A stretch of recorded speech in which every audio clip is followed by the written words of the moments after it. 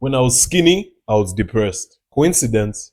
I don't think so. There's a study that shows that there's a significant correlation between your body image and your mental health. That was enough reason for me to take my fitness seriously. I'm going to show you how I went from inconsistent to locked in without a coach, without a workout program, and even without a real gym. So to simplify this journey, I'm going to break it down into 4 steps.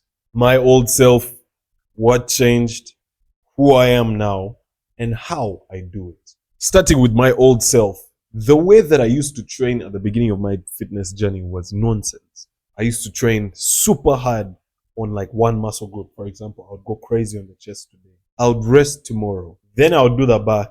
Then I rest.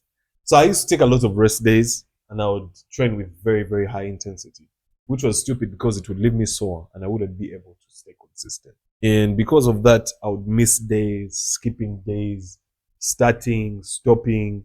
And also the funny thing is the workout programs that I was using back then, for example, like the push-pull leg split, it's one of those programs where if you miss a day, you're cooked. Because it's literally just like you have to do what you missed the other day today, and then whatever you had to do today, you have to push it to the next day. So it just messes up the whole cycle and it just becomes a disaster, basically. So I remember back then when I would go to public gyms. Man, you know, walking inside a public gym, you feel you're big, eh? You enter and then you just find like big guys and you're the skinniest nigga. I remember going to public gyms so many times and I was always the skinniest guy in those public gyms. And that really affected my self-image. That really affected the way that my confidence levels. I didn't feel too confident because I was so skinny. I was like the skinniest person then. So that was my old self. So what changed?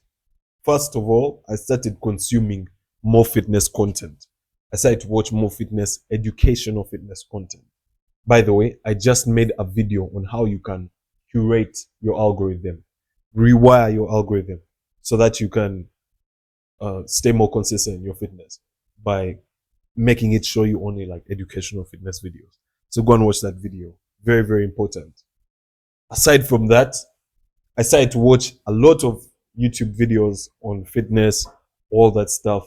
So that really gave me the knowledge, but watching was not enough. So I had to also put in the practice. Then I also had this bad habit, at least I would look at it as a bad habit, but it was also good back then, of comparing myself with other weightlifters, especially the ones who are my age mates. Bro, have you ever been like scrolling on IG and you just see like a young guy who is just like, guy is looking shredded, like completely jacked, and he's the same age as you? Like, what? This guy is 21 as well. I'm 21. What am I doing wrong? Then you always have to come up with an excuse. He's on steroids. No, he's African genetics. Bro, I'm African too. No. He started earlier than me. He started way earlier than me. Those are just excuses. At the end of the day, those are just excuses. But anyways, that really ended up twisting my mind, changed the way that I see myself, because now I'm no longer comparing myself to the peasants. I'm comparing myself with the winners who are even my age. So that completely shifted the way that I see myself and completely flipped the switch for me. Then eventually I wanted to make more muscle from the protein that I was eating. So my training felt like I was training so hard and I wasn't eating enough. But then eventually I started to eat enough and I was like, okay, now I need to really get serious with my training. I have to make sure that my training is in place so that it can actually fit the amount of protein that I'm eating and I can make some progress. So that I don't have that excuse of saying, oh, I don't have protein. I don't have protein. Protein's now here. It's about what are you now? How are you training? How are you making the most of your protein intake? So that really changed. That's what changed. That's what really just like flipped the switch for me. And now, who I am now is I train every single day, no matter how busy I am. So it doesn't matter. Whatever is on my agenda, whatever is on my schedule, I will train every single day. I haven't missed a day since last year. I've been training every single day. I have 2-a-days. I split my workouts into twice a day. Morning workout, evening workout. It's very easy for me. I've made it into a system. Fitness is now a lifestyle. It's no longer just a hobby or a passion. It's a lifestyle. It's now in my routine. Now at this point, I don't even need hype or even willpower. I don't need motivation. I don't need someone to convince me to go to the gym. It will actually take someone to convince me not to go to the gym, not for them to convince me to go to the gym. It's harder for me to not go to the gym than to go to the gym. So it doesn't take so much discipline for me, and that's why I usually talk about it a lot. That's why I have a whole YouTube channel about it, because fitness is now automatic for me. By the way, the whole system that I'm talking about, that I've used to make fitness automatic for me, is called the consistency blueprint. It's a top link in the description. So you really, really, really, really need to be consistent. Go and check that out. And now, since I've been consistent, my progress has gone up. My relationships have improved. My confidence is through the roof. My social skills have improved. You know, I am learning social skills. I improve my social skills almost every single day through YouTube videos, podcasts, and also take notes and everything. Even just having, like, being fit and having a well-shaped body. Look at my body. You know, it's not like badly off. Having a well-shaped body, it improves your social skills. People treat you nicer. People respect you more because they see that you're hardworking. They see that you're a disciplined person. They see that you're committed. They trust you. They're like, this is somebody who will not just snake me. People who are like built like this, we're not snakes. We didn't snake ourselves. Why would you think that I would snake you? I'm a show up, just like you can see. Look at when my first YouTube video in this niche was. About 3 months ago. 3 months straight. Like, I've not missed uploads, like weekly uploads. I've been uploading. I'm not a snake. Now, to the fourth pillar, how I do it. You know, I don't like to have any YouTube videos where I don't give actionables and practical steps. So now, the first actionable on how I made this actually happen, how I actually went from inconsistent to locked in, is meditation daily. That daily meditation. Oh, man. The number of people I've had who don't meditate, I'm like, what? Why don't people meditate? I don't understand this. How do people just be like moving through life ADHD as hell? I don't need meditation. What do you mean, bro? You're like literally the person who needs it the most. Have you not been around you? Like, have you not been around you? You know, like, I don't really, I don't meditate because, like, I pray. What do you mean? So you're just going to be asking God all the time, just asking God and not even receiving, not even listening to God. Meditation is listening to God. Prayer is asking God. Add meditation into your daily routine. If you're not meditating already, go and look up the benefits. Meditation is one of the best practices that you can ever do in your life. It literally reverses your ADHD. I'm sure that, bro, like, we're all struggling from ADHD, bro, that has been induced by social media, by all this dopamine and everything. Bro, you might as well cure it. You might as well cure it. I promise you. You see, when I started meditating, it helps me be more aware of my good habits. Meditation helps me know what's going on. It helps me be present. And when I'm present, that's when I'm able to be consistent with my habits. Because I remember them. But back then, before I started meditating, I would think of fitness like once a month. Now I think of fitness every day. It's an automatic thought for me. And I would like to highly attribute that to meditation, daily meditation. I meditate for about 6 minutes every day. That's like once a day. There are people who are more advanced who meditate more times a day. If you want, you can meditate many times a day. But I recommend, if you haven't started meditating, please just meditate a few minutes and a few times a day. Once a day for a few minutes. If you haven't started, I always recommend people to do 2-minute meditation. Just 2 minutes of sitting alone in your room, wherever you are, quiet, eyes closed, and just listening. Or just like focusing on your breath. Daily meditation has helped me stay consistent. Wallahi. The second actionable is simplifying my fitness tasks. That means that whenever I feel horrible, shitty, I feel like my mind cannot work, I'm going through a bad day, maybe I'm sick or something, I will simplify my fitness tasks. Literally.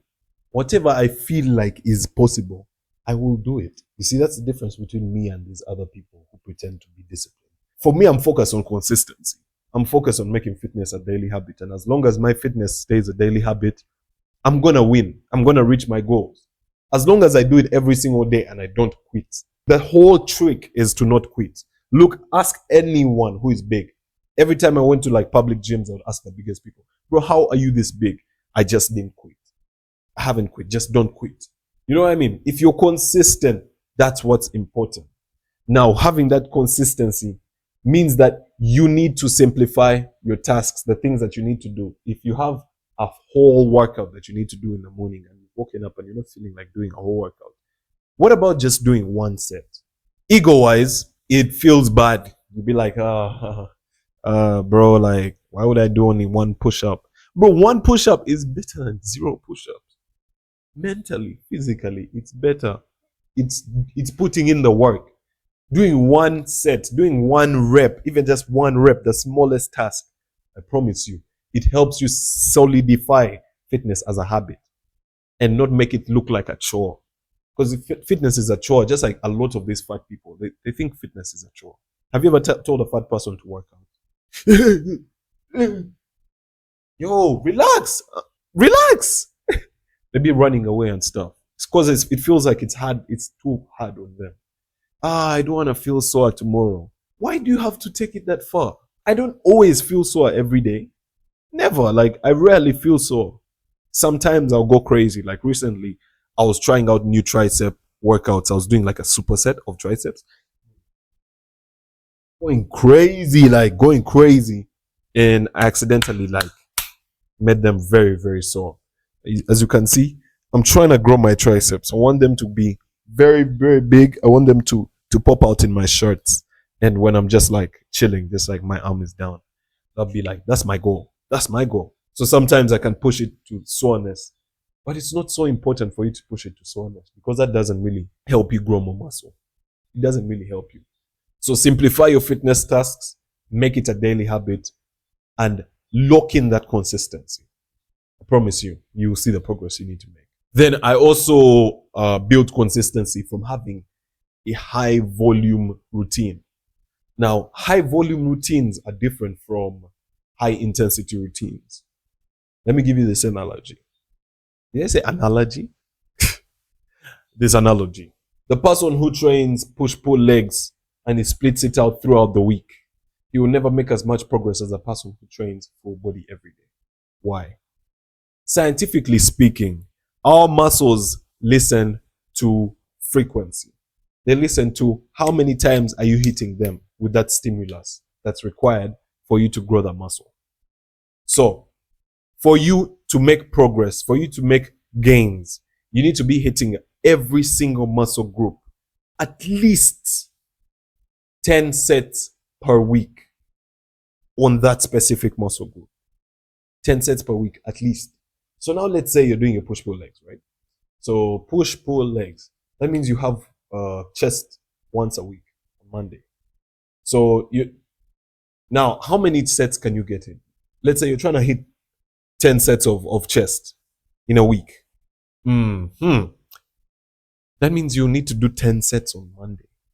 But let's be honest. How is 10 sets gonna make you feel? When was the last time you hit 10 sets? Bro, if you actually make it to those 10 sets, you're gonna be so fatigued, so sore that I don't even know how you train other things. So that means that there will be a lot of rest days, a lot of days off. Those days you could be working. Now compare that with me. Me, I won't hit 10 sets of chest. I will hit 2 or 3. Let's say I hit 2, right? Because I usually hit 3. But let's just say 2 because 2 is what I put as my baseline. Like, just do only 2 if I'm feeling like horrible. Let's say I do 2 and I'm doing them every day. That means in a week, I'm doing 14 sets. 14 compared to the other guy who was doing 10, but he was being sore as hell. Now, let's be realistic. The other guy cannot be doing 10. He really can't do 10. He'll do about 6. Like, usually people, they'll do like 4 sets maximum. and then the rest of the sets are just like junk volume. So he would do like 6, let's say 6, like two of them are junk volume. If he does 6 sets and me, I'm doing 14 sets in a week, who is going to build more muscle? So it's a hack. Training full body every day. Having that high volume. That's volume. Volume means how many times are you hitting it in a week. Having that high volume. I promise you, that's going to make you more consistent. It's going to make you go crazy on your fitness. I wasn't seeing progress until I started doing this kind of routine. So make sure that you make that routine. Yes, sir. Then the fourth and the last thing that I do is being conscious about my recovery. I've been through so much injury, so much burnout, so much fatigue in my fitness journey. I don't want you to go through that as well. I want you to be that person who actually thinks about how many hours and the quality of his sleep. How many hours he's sleeping for? What kind of food he's eating? How is he resting? What is he doing to recover faster? How is he conditioning? You need to be that kind of man who conditions. I always notice this, like in those movies, like John Wick type of movies, where it's like one man army, where it's like this guy who's like beating up everyone and stuff. There's always those scenes where he's like wounded as hell, and he's like peeling something out of his skin, and he's stitching himself up, and it's always like a gruesome scene. He's grunting and he's screaming or something, and he's pouring. You know what I mean? Like, those scenes represent recovery. If they didn't do that, if like John Wick has been shot in chest, you know, John Wick doesn't die. Like, they just shoot him in the chest and he stays alive. They shoot him in his chest and he doesn't pull out that bullet and he doesn't like first aid himself. Bro, he will die. He will literally die. So his recovery is very, very important. That's like a recovery method. So all that is recovery. Recovery is basically what helps you. What can you do outside of the gym that will help you improve your performance in the gym and help you get more for doing less? You see what I mean? Or for doing what you always do, but you get better results, higher quality results. So make sure that you're conscious about your recovery. That's what I do. For me as me, I try to avoid injury. I have videos up. I have a video up on how to prevent injury so that you can stay consistent in your fitness.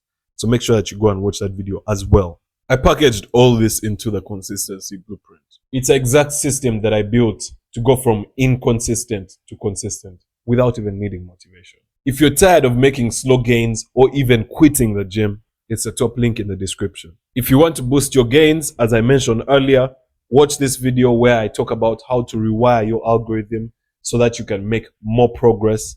And that's like basically steroids, but like the digital form. So make sure that you watch that.